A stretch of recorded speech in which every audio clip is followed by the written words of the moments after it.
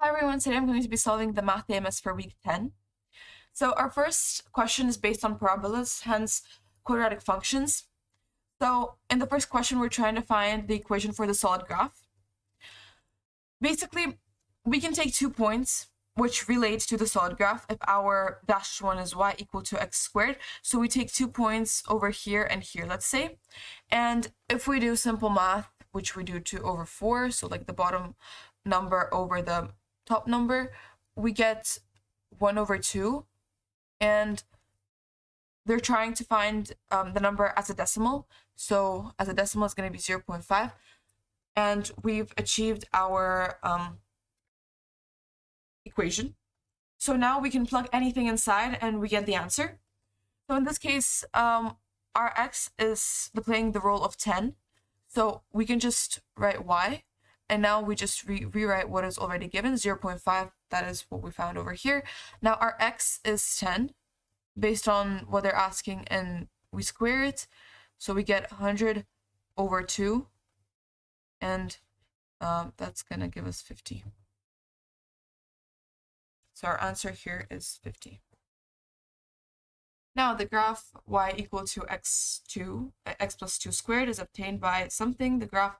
So when you see just x plus 2 and it's squared, you can of course know that we are shifting.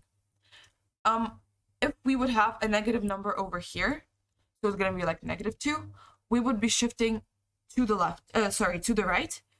If we have a positive number, we're shifting to the left. So over here we have a positive number, hence we're shifting 2 units to the left. Because 2 over here, so we're shifting 2 units. Now we need to plot it. We just see that O is on 0, so we move 2.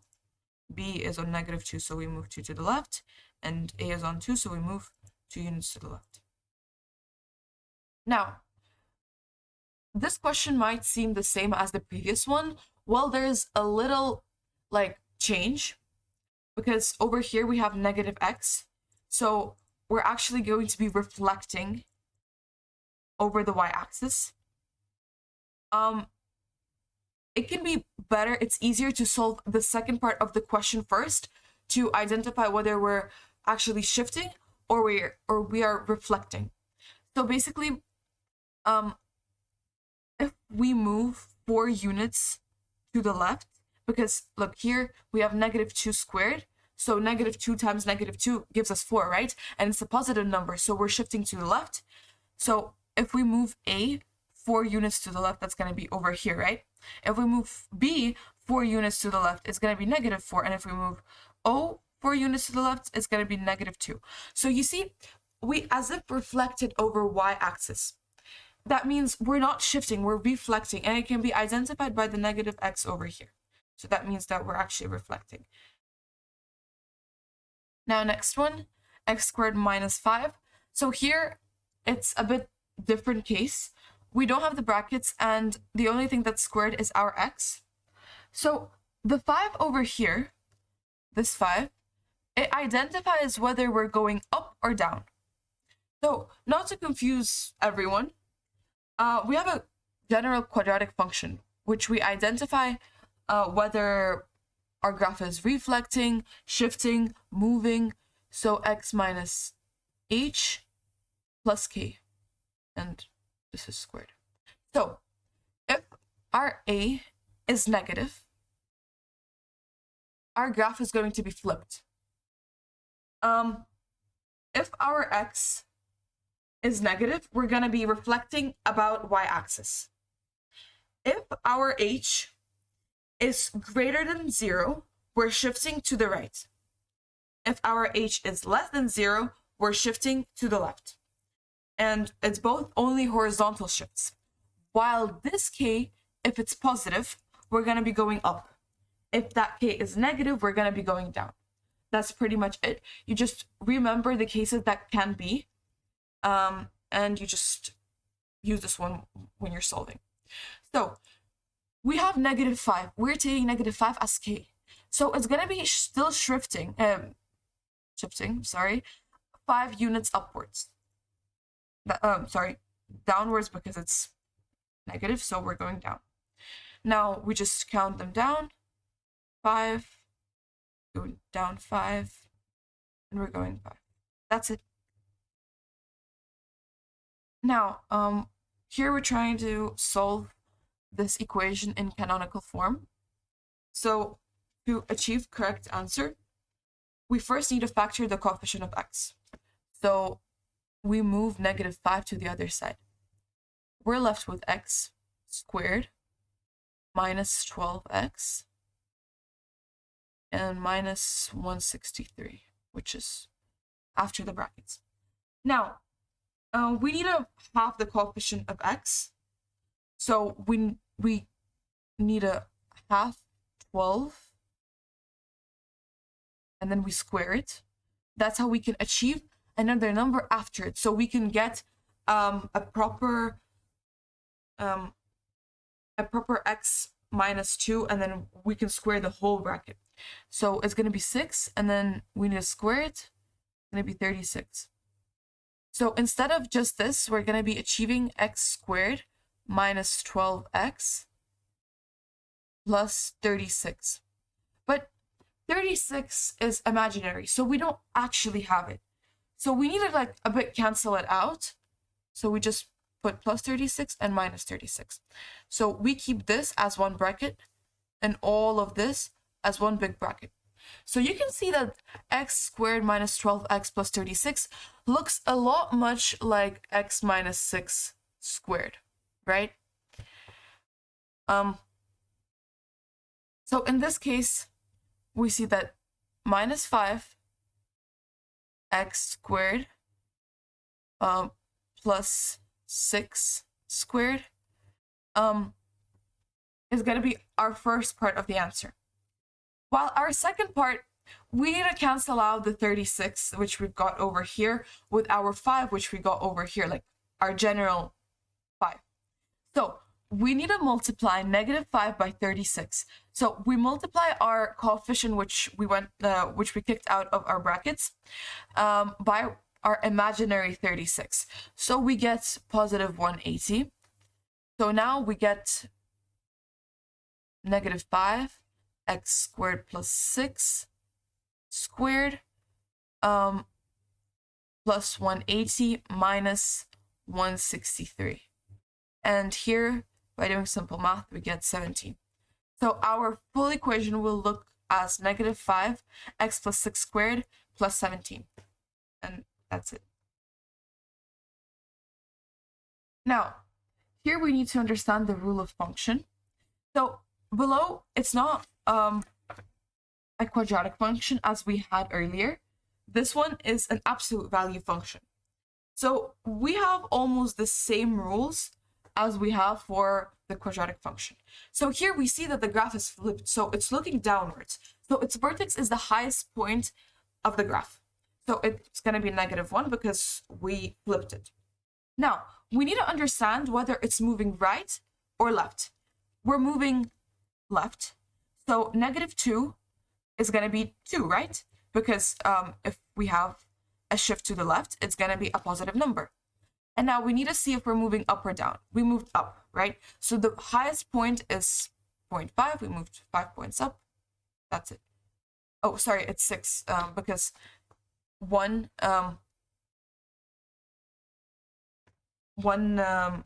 block, one square, is equal to 2. So it's not going to be 5, it's going to be 6. Be careful with that as well. Now, here we have the dashed graph, which is 4x minus 2 squared. And the solid graph represents the graph of yx. You can see that they're literally really similar. One is just looking up and one is looking down. That means if we're going from the dashed graph and we're trying to flip, we're still going to have that 4 in the beginning. We're still going to have this 4. But we need to flip. So to flip, we need to make it negative. So we're staying with -4. And every other number stays the same. So 2 stays the same because we're not shifting anywhere. We're staying at the same place. And we get +3 because here you see our dashed graph is on the point of -3, while the graph, the solid one that we're trying to find, is on 3. So that's all we had to do. We're left with the exact same equation. You just have to see if the graph is shifting. Here we didn't do any shift. We're staying, we just flip the graph, so everything stays the same. Now, now we have a quadratic function, so we need to find the formula for it. So we can see that our function graph below is staying at -2 over here. So -2 over here. We can see that it's shifted, and that our vertex of the graph is at 2. So here we also stay with 2. And our parabola is U-shaped. So if it's bigger than 1, it's going to be like looking upwards, and we're going to have a vertical shrink. So it's going to be 2. So all of the equation is 2x minus 2 squared minus 2. That's how we achieve this answer. Now, here we just have to see what is the highest point which our sine graph can achieve. So at this point, they're asking between 0 and 360. And we're trying to find what is like next to our sine x. Our highest point on the graph, that's what we're trying to find. Our highest point on y-axis is 4, right? So our answer is going to be 4. Simple as that. Because as we know, sine 90 will give us 1. So our 4 is something that is going to help us achieve the highest point on the graph. Now, question 10 is literally just using your calculator. You use sine 60, you use the cosine, but generally, I'm just going to remind you guys that our cosine is the angle adjacent over the hypotenuse. Our sine is opposite over hypotenuse, and our tangent is sine over cosine, or opposite over adjacent. That's it. That's all you need to know. And there's going to be another question that talks about secant, cosecant, and cotan. I'm going to solve it separately and remind you of the formulas, because this one you can just simply do it on your calculator. This one as well, you also use your calculator. This question doesn't work. But again, I'm going to remind you that tan 90 is going to show wrong on any calculator. It's undefined. So yeah, just the only exception that doesn't have an answer is tangent 90. Now, in number 12, it's easier to do part B first, because so our vertex is the highest point on the graph, because we see that -3, that means our parabola is flipped. So the graph opens downwards. So every time that our vertex is the highest point on the graph, our parabola opens downwards. Now, our range of values, so we always know that if they're asking the range of values of y is all real numbers, such as that y, so it's always going to be the number after. So after our bracket, it's going to be -9 in this case. So if they're asking y less or equal to, it's going to be this number after. So our vertex is, we achieve it by taking this number and this number. So our -1 is our axis of symmetry. So over here, it's our axis of symmetry of the graph. Our vertex is 1, because we do -1 times -1, so we square the -1, we get just 1. And over here is still going to be -9. So that is our answer for this one. Now, number 13. So, which of the following is true about the graph y equal to -3, x minus 1 squared minus 5? Okay, it can't open upwards, so let's just start by eliminating everything. It can't open upwards because we literally have a -3 over here. That means our graph is flipped, and it's flipped downwards, so it's looking downwards. So it's opening downwards. So it can't be opening upwards. And hence, our vertex is the highest point on the graph. And over here, as we answered in the previous question, our x equals to 1 is our axis of symmetry. Yes, this is right. Why others aren't correct? It can't open upwards because it's twisted. I just told you it's looking downwards. The range of values of y is all real numbers such as y greater or equal to -5. This is completely wrong because in these type of questions, the range of values can be always y is less or equal to -5. Y cannot be greater, and our vertex is in -5, -1 and -5 because our -1 is already squared. So we generally don't have a number -1. So that's it. Okay, so here there is a shortcut that we can use. So we need to find the a and b first, and then substitute it into 4. So our hx and now our f of x, we substitute it as x plus 1 plus, it's x minus 1 minus x plus 3. We substitute the x, getting 2 over here. And we plug in, so our a plus b or our c plus d will equal to 4 plus 2, which will give us 6. So here you just do this equation. So you plug in these two, you need to substitute them, and then you add what you got to the number over here. That's it. Okay, number 15. Lowest possible value of the function is given over here. So you don't care about anything what is in the fraction, what is in the brackets. You just make sure that you see the number afterwards. So 32 is our lowest possible value.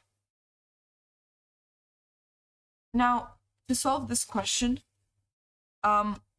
we need to figure out our x-intercepts, which is -2 and 0, and 4 and 0. And our vertex is 1 and 9. That's are the most important factors that we're going to be working with. We can see that it's quadratic function, it's mentioned. So we need to factor first. We start with the intercept form.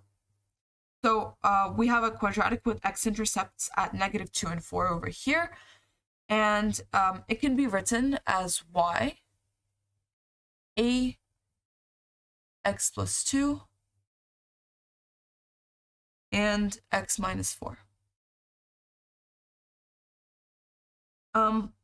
And our a is our constant, which says that we're having a vertical stretch or a vertical shrink. So in step 2, to solve this, we need to substitute vertex 1 and 9 to find a. So at vertex, our x is equal to 1, because over there, and y is equal to 9. That's our vertex.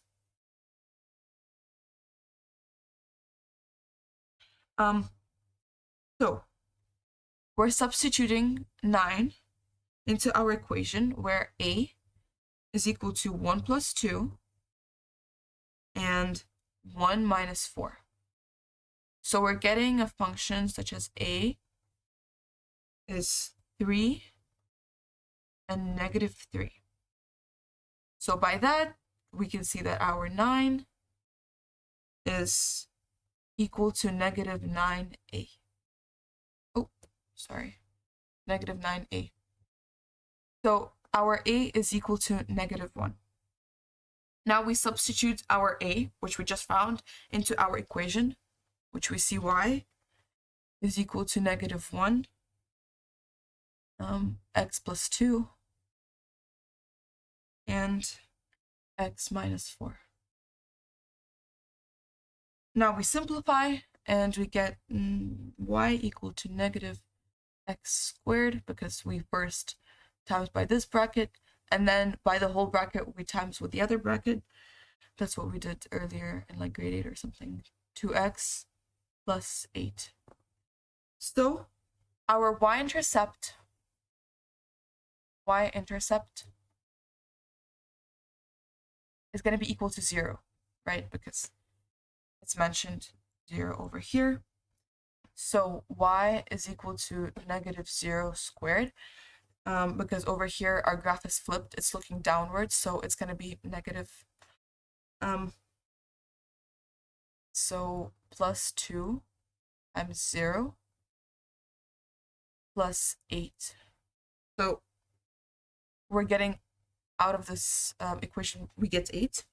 So our b is equal to 8, and absolute value, it's still going to be 8. So that's how we get the answer for this. Now, our last question, I've solved it in the last week's AMS, but I promised to remind of the secant, cotangent. So, not to change any values on your calculator, take pi always as 180. It could be 180 anyways. So your secant is 1 over cosine of your angle, which is 180 over 4. And your cotangent is 1 over tangent, 180 over 4. And you just simplify and you do the math. So here you just use your calculator. Same with here, tangent 210, and secant, I just reminded you of the formula previously.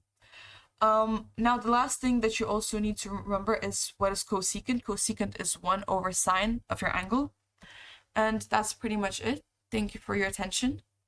Hope this is going to help you with your exam, and good luck in your AMS.